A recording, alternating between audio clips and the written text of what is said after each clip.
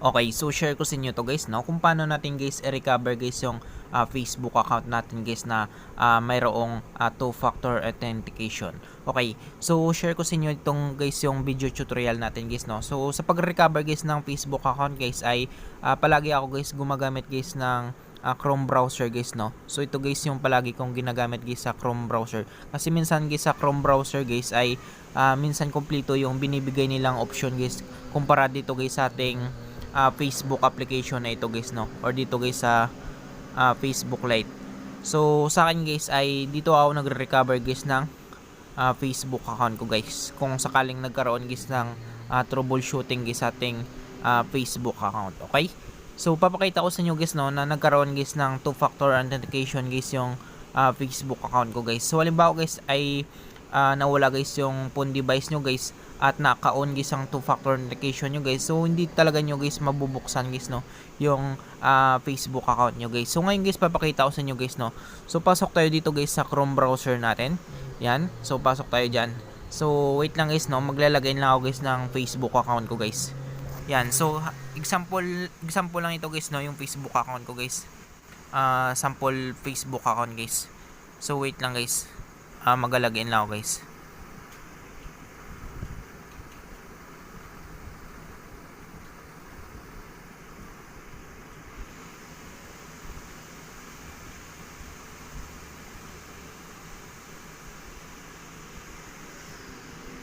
So yan siya guys, no. So ngayon guys ay nakalagin na ako guys ng Facebook account ko guys. So ngayon click natin guys yung login na ito. Yan. So papakita ko sa inyo guys, no, kung anong meron guys sa Facebook account ko guys. Yan. So kung makita nyo guys, check your notification on another device. So sabi nila dito guys, we send a notification to your device. Check your Facebook notification there and approve the login to continue. So ang problema natin dito guys, so wala natin yung access guys sa ating Android phone device. So ngayon guys, ang gagawin natin guys, dahil wala na tayong access dito guys sa ating device guys, so i-click natin ito guys yung try another way na ito guys, no. So click natin guys yung try another way. Yan. So papakita ko sa inyo guys, no, kung paano tayo makapasok guys sa ating Facebook account guys na mayroong two-factor authentication guys.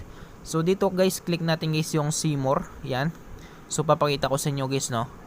So halimbawa dito guys, so ito guys sana yung mga ano natin guys, no.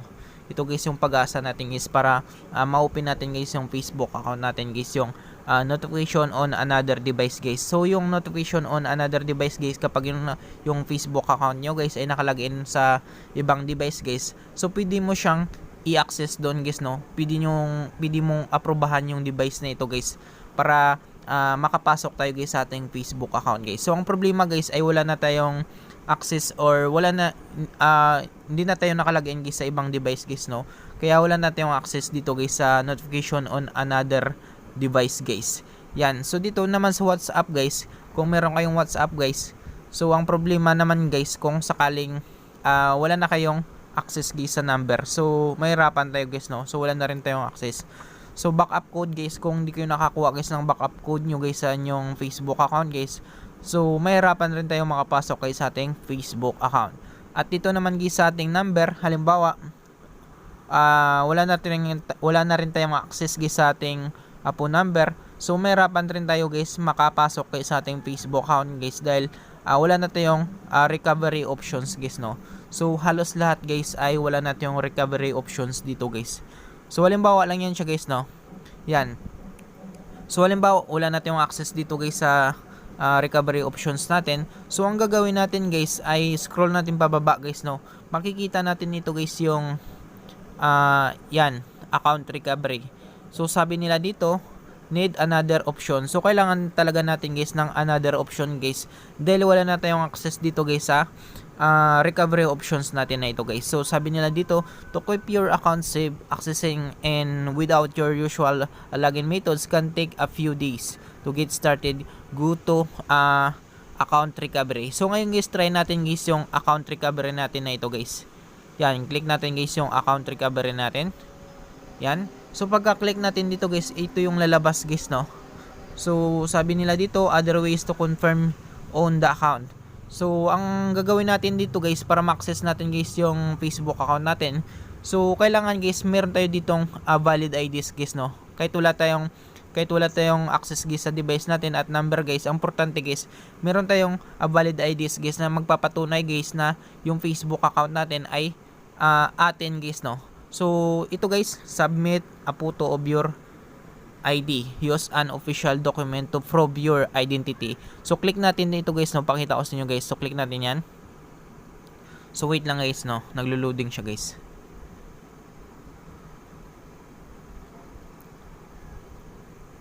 So yan siya guys, no. So ito guys yung pag-asa natin guys para mabuksan natin guys yung Facebook account natin guys. So sabi nila dito, will walk you through a few steps. So step 1 dito guys, no. Sabi nila dito, tell us how can we reach you guys. So ito yung pag-asa natin guys. At yung step 2 na ito, upload your ID guys. Yan, so papakita ko sa inyo guys. So click natin ito guys, yung next na ito. Yan, click natin yung next na yan. So click natin yan. So wait lang natin guys, no. Yan, so dito guys, how can we reach you guys. So ito yung kagandahan sa how can we reach you guys, no. Kung saan guys ay bibigyan tayo guys ng access ng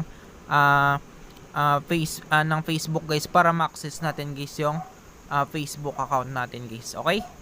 So dito guys, kailangan lang natin dito guys sa how can we reach you guys ay maglagay tayo dito guys ng active guys na email natin guys.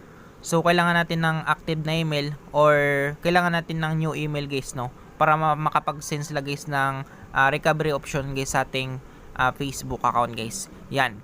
So ngayon guys, ilalagay lang nyo dito guys yung email nyo guys. So active email guys, no, kasi dyan nila sisend guys yung recovery options natin guys para ma-recover natin guys yung Facebook account natin. So ngayon guys, ilalagay ko lang guys yung halimbawa yung email ko. Yan. So halimbawa guys, no, yan yung email ko guys. So sa email nito, dito sila magpapadala guys ng access guys sa ating Facebook account guys para mabigyan tayo guys ng options guys, no. So ngayon guys, click natin guys yung next na ito. So pakita ko sa inyo guys, no. So wait lang natin guys. Yan. So dito guys, enter confirmation code within confirmation code to blank. So nagpadala sila guys ng email sa atin guys, no, para i-confirm guys na yung code guys ay pinadala nila guys sa email natin. So back tayo. Punta tayo dito guys sa ating Gmail. Yan, punta tayo dyan. So kunin natin yung pinadala nila guys na code tapos ilagay natin doon. So yan siya guys, no. So kung makita nyo guys ay 5:28 PM guys. So nagpadala sila sa atin guys ng recovery code guys, no. Recovery code, confirmation code pala guys, no. Yan. So click natin yan yung your email. Yan. So use this code to verify your email address on Facebook. So ito guys yung pinadala nila guys na 6-digit confirmation code guys, no. Yan. So ngayon guys, ito yung code na ito guys, yung confirmation code. So ilalagay natin doon guys para ma-confirm guys, no. So copy lang natin yan. So tuturo ko sa inyo guys kung paano mag-copy nito guys, no. So i-hold lang natin guys yung number na ito. So 1 2 3 4 5 tapos bitaw natin. Click natin guys yung copy. So pwede naman yung tandaan guys, no. Ganyan, tandaan lang nyo guys. So ngayon guys, back tayo. So pagka back natin guys, balik tayo doon guys sa Chrome browser natin para may lagay natin guys yung code. Yan. So confirmation code ilagay natin. So paste lang natin tapos click natin guys yung next na ito guys. Yan, click natin guys yung next. So pagka-click natin yan guys ng next guys, ay ito yung lalabas guys, no. Choose type of ID to upload guys. So click natin guys yung show more na ito guys. Yan, so dito guys kailangan lang natin guys ay mag-prepare guys ng valid IDs natin guys, no. So dito guys, madami namang available na ID guys, no. So meron ditong passport, driver's license, national ID, marriage certificate, official name, change paperwork, green card, residence permit, or immigration papers guys, tribal identification or status card or voter ID guys, family certificate, visa, national age card, immigration registration card, tsaka tax identification card guys. So dito guys, yung pipiliin ko dito guys ay dahil meron naman akong valid IDs guys na driver's license. So driver's license guys yung gagamitin ko guys. So click ko lang ito. So pagka-click natin yun guys, ay click natin guys yung next na ito guys. Yan. So pagka-click natin guys ng next na yan guys, ay kailangan natin picturean guys yung ID natin guys. para ma-confirm natin guys yung identity natin. So click natin yan guys yung browse photos na ito guys, no, para makapag-capture tayo guys ng ating valid IDs guys. So wait lang guys, no, click natin yan. So click lang natin guys yung allow. Yan.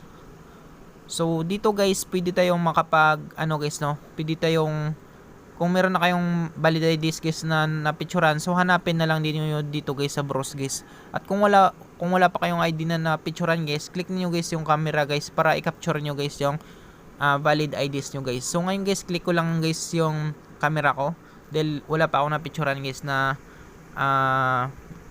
valid IDs ko guys, no. Yan. So dito guys, sa pag-capture pala guys ng ID natin guys, dapat guys guys, no, clear guys, no, klaro guys yung ID natin, updated, hindi expire guys, klaro at nababasa guys, no, para hindi tayo guys hindi mag-error guys yung pag-send natin guys ng valid IDs natin guys, no, para ma-aprobahan agad tayo guys sa kanilang review guys. So ngayon guys, click natin yung camera. Yan. So mag-capture ako guys ng ID ko guys. Click ko lang guys yung allow. So ngayon guys ay magpipicture ako guys ng ID ko guys, no. So dapat malinaw guys, no. Dapat nababasa guys.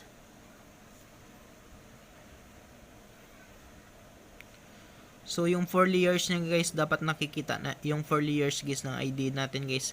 Dapat guys ay nakikita guys, no. Yan. So ngayon guys, click ko lang guys yung check na ito. So pagka-click natin ng guys ng check na yan guys, ay automatic guys, no, mag-upload dito guys yung valid IDs natin guys. So kung makita nyo guys, yung ID natin guys ay nasama guys yung 4 layers ng ID natin guys. Yan. So nasama yan guys, apat na 4 layers guys. So tignan nyo guys yung ID ko guys, ay hindi ko pala papakita guys, no. Yung pagka-capture ko guys, describe ko guys, no, yung ID ko guys. Yung pagka-capture ko guys ng ID ko guys ay malinaw siya guys, no, nababasa siya guys, klarong-klaro guys. So dapat guys yung valid IDs nyo guys, dapat ganun din guys, no, katulad sa akin guys. So ngayon guys ay makita nyo to guys yung submit na ito. Click natin guys yung submit na yan. So pag click natin guys ng submit na yan guys, ay maghintay tayo guys, no. So tignan natin guys yung noted ni Facebook guys kung anong sasabihin nila sa atin guys. So wait na natin guys, no.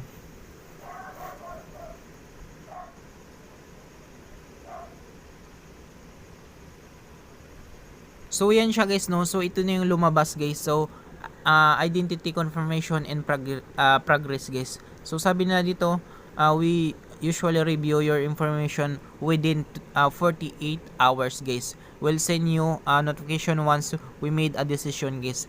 So ito guys yung review nila guys. Hindi naman 48 hours to guys, no. Minsan guys ay lang guys. Minsan umabot lang guys ng minutes to hours lang guys, no. So merong mag-email guys sa ating email guys, no. Ipapadalan tayo guys ng recovery link natin guys para ma-recover natin guys yung Facebook account natin. So ngayon guys, yung gagawin natin dito guys, click lang natin guys yung finish na ito.